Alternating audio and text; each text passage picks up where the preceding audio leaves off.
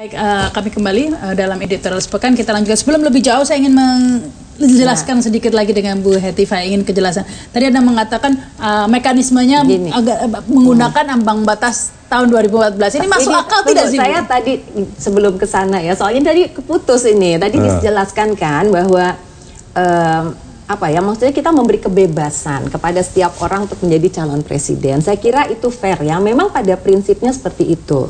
Tapi justru itulah esensinya kita membuat undang-undang kan Pak Ariza. Gitu. Kita sebagai pembuat undang-undang itu biasanya menyusun satu pengaturan untuk melakukan pembatasan. Hanya pembatasan yang dilakukan secara konstitusional. Gitu. Jadi memang semua orang boleh, tapi mengapa kita kemudian membuat persyaratan-persyaratan?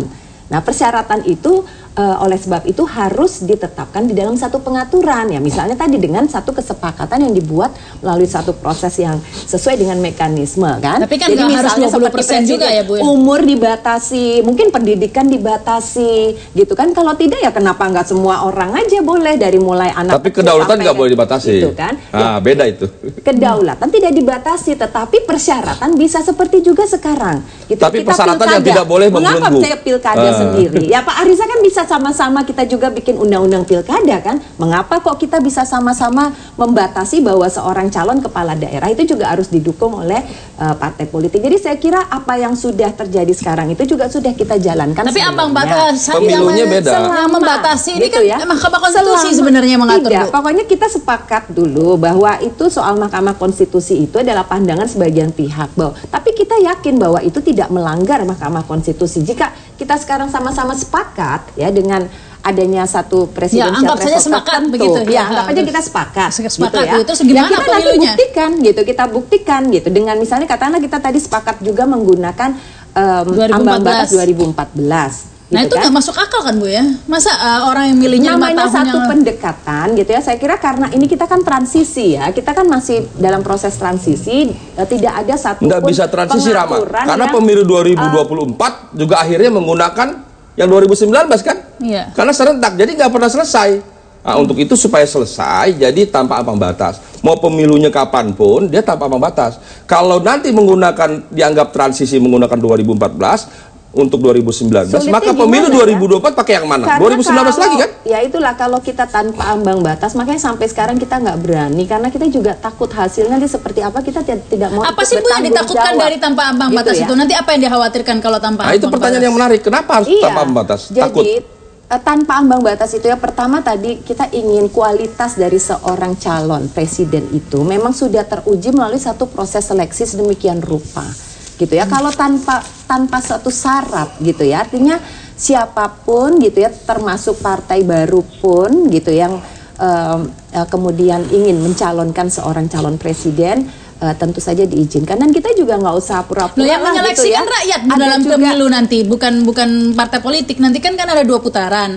Nah, yang tidak berkualitas kan pasti kalah nanti yang di putaran pertama. Kedua ya, nanti itu juga satu masalah kembali ya, misalnya masalah 2 putaran. Kita juga ingin sebetulnya prinsip efisiensi juga diterapkan. Tapi itu bukan yang utama lah ya. Saya pikir kalau soal 2 putaran itu udah kesepakatan kita bahwa mekanisme itu dimungkinkan, oke gitu ya. Tapi kita jangan mengandalkan harus 2 putaran. Kalau untuk menyeleksikan, sekarang kan untuk 2 putaran itu juga berarti kan satu calon presiden itu bisa saja, kalau misalnya katakanlah ada 15 calon presiden gitu ya, berarti dia juga mendapatkan dukungan masih sangat kecil gitu ya, walaupun dia terbesar di antara yang lain. Katakanlah ada yang mendapatkan 7%. Tapi kan nanti ada putaran kedua. Kemudian putaran kedua. Tetapi tetap saja ya berbeda ya. Kalau misalnya sekarang kita niat pertama tadi memperkuat sistem presidensial, kita juga ingin ada niat untuk memperkuat partai politik. Ya, kita ingin tadi nanti juga bagaimana kalau misalnya di dalam proses ke depan gitu ya, partai-partai politik yang sudah melakukan satu mekanisme atau upaya untuk melakukan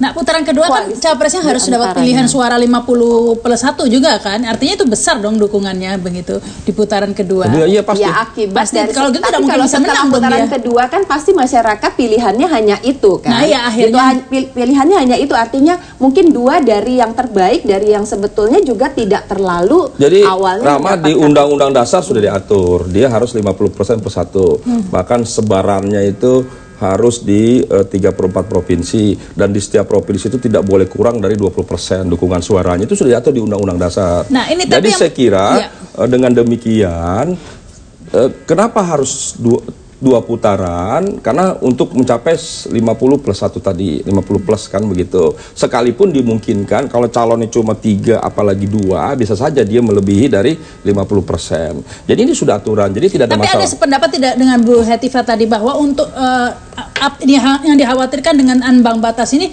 tentang kualitas capres itu sendiri, seleksi kualitas capres itu alasan yang menurut saya berlebihan. Kalau dianggap bahwa kalau semakin banyak calon kualitas presiden menjadi rendah, salah.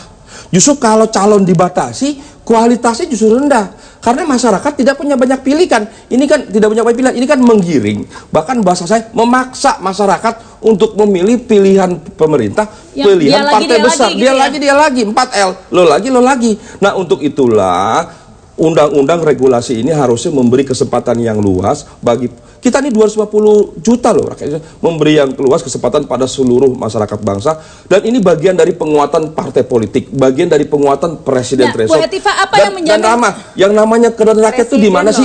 Kedaulatan rakyat itu dipilih oleh rakyat. Ya, jangankan presiden, ketua RT sekalipun kedaulatan ada di tangan rakyat, apalagi presiden. Jadi justru jangan dibatasi pilihannya. Biar rakyat yang menentukan. Biar rakyat yang menentukan. Terus pertanyaannya, apakah efisien? Apakah tidak efisien? Berapa banyak sih, Rama? Paling banyak 15 partai. Kalau semua partai memilih calon, paling banyak 15. Dan saya nggak yakin dia kan akan koalisi nanti. Paling banyak 7 partai, 7 calon. Bahkan menurut saya tidak akan lebih dari 5 pasangan calon. Kenapa? Karena partai politik ini kan mengusung caleg di kabupaten saja itu berpikir 7 kali untuk menyiapkan kader yang terbaik, apalagi kepala daerah, apalagi presiden. Pasti dia akan sangat selektif karena itu akan berimbas pada eksistensi partai itu sendiri. Jadi nggak akan sembarangan. Ya di pilkada aja. Sekarang kita bayangkan aja ya, maksudnya diri kita sendiri ya, pilkada aja ya, kalau udah calon di atas 7 itu beda sekali. Kalau misalnya sekarang kita ada 15 gitu ya, masyarakat tentu saja akan tidak mungkin sampai 15 sama, tidak mungkin. Kan maksimal. Kalaupun 15 sudah nggak ada masalah. Kalau misalnya 0% ya tentu maksimal itu bisa saja terjadi. Iya, tapi itu juga tidak apa-apa. Kenapa kalau 15 masalahnya? Orang DPD sampai 80, nggak ada masalah. Kita kan ingin justru ini memberikan kesempatan kepada masyarakat itu. Jadi bukan saja kemudahan, tapi dia yakin bahwa walaupun calonnya hanya 4 gitu ya, atau bahkan 3 gitu, tapi siapapun yang terpilih dari 3 itu kalau bisa 20, dijamin bahwa mereka bisa 1 kali Bu, karena kan semua lagi turun suaranya. Enggak lah, kalau 1 ya enggak lah. Sekarang kan walaupun mungkin katakanlah lu lagi, kalau saya pikir begini, bukan lu lagi, tapi memang untuk memilih seorang presiden itu ya tidak mudah gitu ya. Kita membutuhkan bukan saja tadi tapi tidak boleh didominasi oleh partai tentu besar. Saja tidak, siapa yang bilang didominasi partai besar? Kan semuanya kan tetap terlibat. Iya, ini kan partai pemerintah ingin memaksakan 20%. Enggak, tapi pemerintah sendiri juga tidak kan mungkin mencalonkan sendiri tanpa dia berkoalisi. Dia kan harus berkoalisi juga kan, pasti berkoalisi itu dengan partai yang ada yang lain, yang mungkin ada yang menengah, mungkin ada yang kecil. Artinya apa jaminan jika kemudian yang lalu pun juga kan kita berkoalisi tidak ada masalah. Bu gitu. Hetifah, apa jaminan jika kan kemudian saya seperti Pak Prabowo, orang yang udah berpengalaman, dulu pun kita mati-matian membela beliau karena kita tahu mungkin punya pengalaman, punya kompetensi, punya dukungan yang cukup, punya legitimasi untuk bisa kita calonkan. Justru nah sekarang siapapun yang terpilih justru gini, Rama, pertanyaannya di Amerika juga cuma 2 pasangan gitu, masyarakat bisa happy. Ya, kemarin di Prancis banyak di Prancis. Jadi di Prancis itu, Rama, juga tidak salah. Di Prancis gitu itu loh. Macron menangnya itu partai apa? Dia partai baru, gitu. Umurnya baru 18 tahun. Setiap negara dia anak kan muda, punya satu, ya kan? Bisa jadi presiden. Kenapa? Karena kedaulatan ada di tangan rakyat.